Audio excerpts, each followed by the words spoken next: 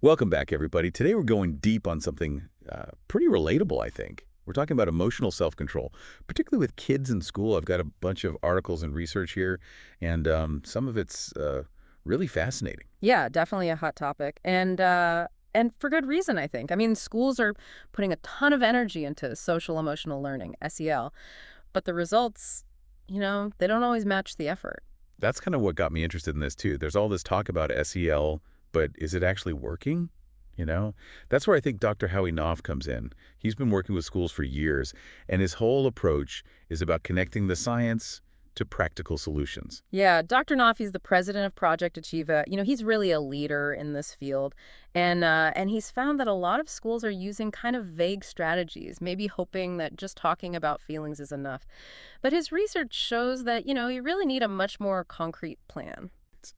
So not just a feel-good approach then. Right. I remember some SEL stuff from, back when I was in school. And honestly, it didn't feel like it really changed much. It was kind of like, okay, we talked about it, now back to math class. Yeah, exactly.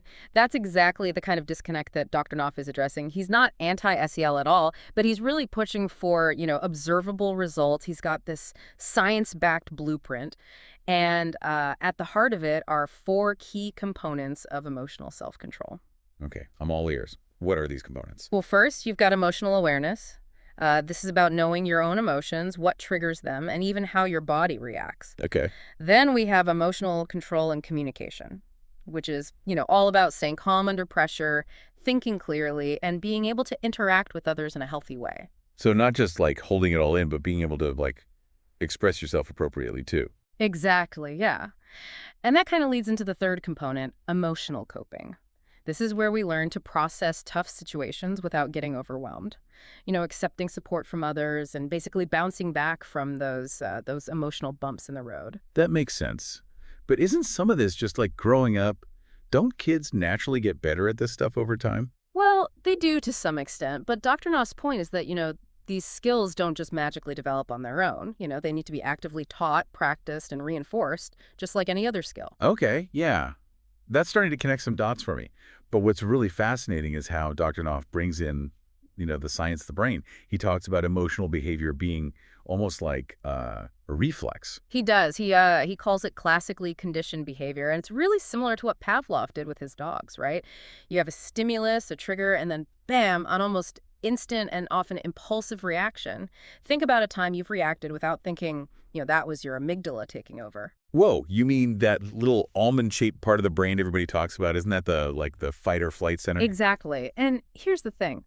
When we get triggered emotionally, the amygdala can actually hijack our cortex.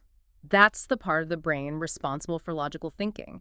It's like our emotions are hitting the gas pedal before our rational mind even knows what's happening. Okay. Now, I really get why kids, and let's face it, adults too, sometimes have those meltdowns Hmm. or do things they regret later. It's like that split second where our better judgment gets completely overridden. Hmm. But what can we actually do about it? Well, Dr. Knopf calls this the emotional control paradigm.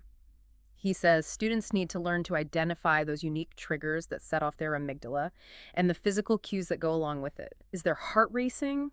Palms sweaty? Do they feel like they can't breathe? Oh, those are all too familiar. But knowing that is happening doesn't magically make it stop, right? Right. That's where the pause button comes in. They need to learn to activate a calming response, almost like a circuit breaker. Deep breaths, thought-stopping techniques, anything to interrupt that automatic reaction and give the thinking part of the brain a chance to catch up. So it's not about suppressing emotions. It's about creating space to choose a better response. Exactly. That pause allows them to move from reacting impulsively to making a conscious, thoughtful choice.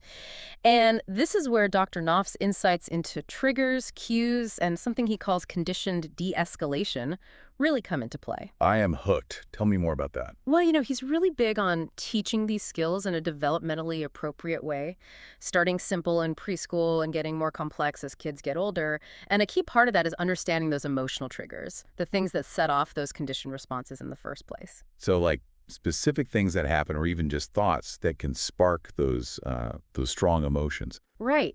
Think about common school scenarios. Getting reprimanded, not getting your way, or maybe being teased by other kids, these are all classic triggers that can instantly activate those learned emotional patterns. And then there are those physical cues we talked about earlier, Yeah. like the racing heart or sweaty palms. Exactly. And these cues can vary from person to person. What's crucial is helping kids recognize their own unique warning signs. It's like learning their personal emotional code. This is starting to feel like we're giving kids a superpower. Mm, The ability to, like, decode their own emotions and actually choose how to respond. But I imagine this must be tough, especially when those negative thoughts start swirling around. absolutely. That internal dialogue can make or break us. When kids get caught in a loop of negative self-talk, like I'm not good enough or I can't handle this, it just fuels those difficult emotions. But if we can help them shift to more positive self-statements like I can do this or I'm going to stay calm, it can have a huge impact on how they manage those situations. So it's not just about what's happening externally, but also what's happening in their own minds. How do we help them become more aware of that inner voice and choose, like, a more helpful script? It's like we're talking about giving kids the tools to, like, become their own emotional coaches. Yeah. But how do we move from this awareness to action? How do they actually learn to de-escalate in those, like, really intense moments? Well, that's where Dr. Knopf's Stop and Think program comes in.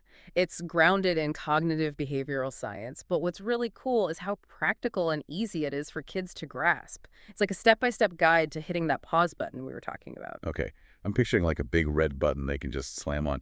Walk me through how this actually works. Well, it starts with a simple phrase that kids learn to repeat as soon as they recognize those triggers and cues, like, I need to stop and think, make a good choice, and take deep breaths. It's almost like a mantra to interrupt that automatic emotional reaction. So they're not just like sitting there stewing in their anger or frustration. They're actively shifting gears. Right. And then they move to the next step. I know I can make a good choice by using these choices or steps. And at this point, they've calmed down enough to actually think about their options and plan a more positive action. Instead of like lashing out or shutting down completely, they're given like a way to actually respond constructively. Exactly. And the final step is putting that plan into action. Now I'm going to just do it. But there's one more crucial element. Great. Now I can tell myself I did a good job. That self-reinforcement is so powerful because it helps solidify the positive behavior. So it's a full circle. Awareness, calming down, planning, action, and then that positive reinforcement to really drive it home. I love how structured it is. But I'm curious, how is this adapted for different ages? I can't imagine a first grader using the same approach as a high schooler. You're right on. Yeah, that's one of the things that makes this program so effective. It's developmentally sensitive. The core principles are the same, but the scripts, as Dr. Knopf calls them, are tailored to each age group. For example, let's say we're talking about dealing with teasing. Okay, yeah, that's definitely a relatable one for like kids of all ages. For a first grader, the script is very concrete and step by step. They would start with that initial calming phrase, I need to stop and think, make a good choice, and take deep breaths counting to 5. Then they move to their action plan, which is phrased as a series of clear steps. 1, ignore the person who is teasing me. 2, ask the person to stop in a nice way. 3, walk away. 4, find an adult for help. So they have this like very clear roadmap of what to do, broken down into like manageable chunks. Exactly. But now let's jump ahead to a 5th grader. The initial calming response stays the same, but instead of a set sequence of steps, they're presented with options. It's like, I know I can make a good choice by using these choices. 1, think about my good choices. I can. A, ignore the person who is teasing me, ORB. Ask the person to stop in a nice way, ORC. Walk away, ORD. Find an adult for help.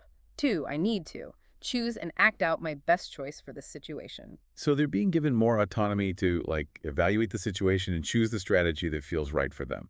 And that progression continues as they get older. It's all about building on their cognitive and social development while keeping that core framework in place. The big takeaway is that we're essentially training that think before you act muscle, which, let's be honest, we could all use a little strengthening of. I hear that. It's so easy to just react on autopilot. But this is about consciously choosing a different path. Dr. Knopf emphasizes that this kind of instruction needs to be ongoing and scaffolded, just like teaching math or reading. Yeah, he makes a great point there. We wouldn't expect kids to master, complex math concepts after just one lesson, would we? Emotional self-control is the same. It's a process of building those skills over time with consistent practice and support. And, one of the things that really struck me about Dr. Knopf's work is that he sees this as much more than just a classroom strategy. Oh, that's interesting. What do you mean? Well, he argues that traditional SEL often focuses on, like, individual behavior management. But his approach is more about creating a culture of emotional intelligence within the whole school community. So it's not just about teaching kids to be good, but about like changing the whole environment. Right. It's like weaving emotional intelligence into the fabric of the school. And when that happens, it creates a ripple effect. Imagine a school where everyone, students, teachers, administrators, has those tools to understand and manage their emotions. I'm picturing like a much calmer, more supportive environment where everyone feels safer and more connected. And, think about what that would mean for learning. Fewer conflicts, disruptions, and bullying. Teachers can actually focus on teaching, and students can focus on learning. It's like creating this like positive feedback loop where everyone benefits. But I'm also thinking this goes way beyond just academics, doesn't it? Yeah. These are life skills that these kids are taking with them wherever they go. Absolutely. This is about setting them up for success in every aspect of their lives. Building healthy relationships, navigating challenges, achieving their goals.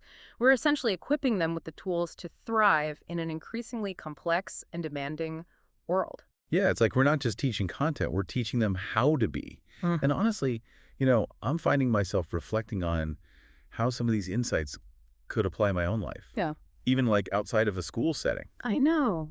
That's the beauty of it. It's universally relevant, right? We all have those moments where our emotions get the better of us, whether it's, road rage or a tense family dinner or just that feeling of overwhelm when things get too hectic. And I think sometimes we forget that emotional self-control is like a skill, Mm. Something we can actually practice and get better at. Yeah. It's not about being perfect or never feeling those big emotions. It's about having like a toolbox to manage them effectively. Yeah, I couldn't have said it better myself. It all starts with that awareness piece, becoming like a detective of our own emotional landscape.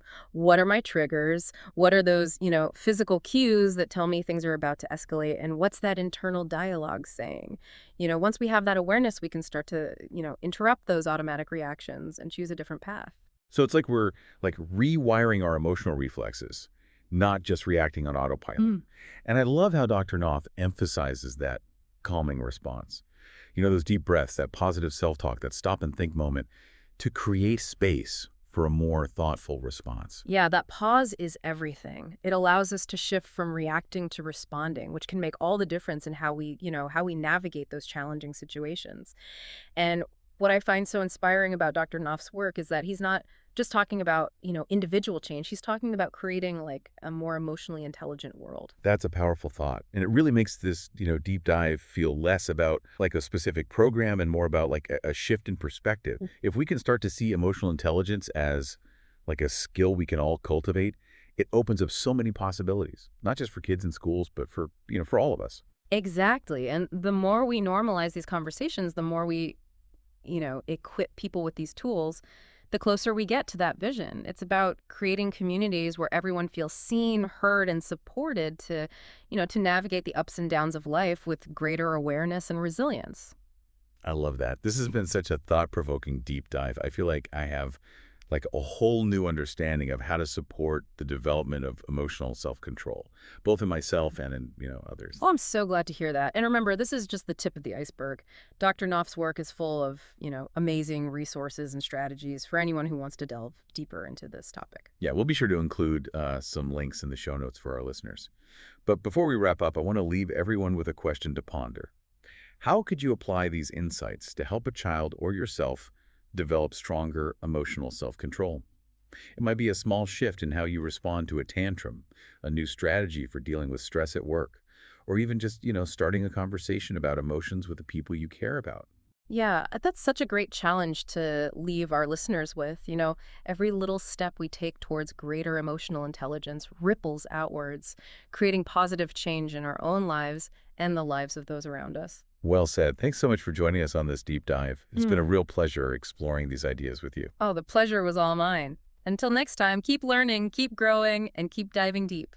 And to our listeners, thanks for being here. We'll catch you on the next deep dive.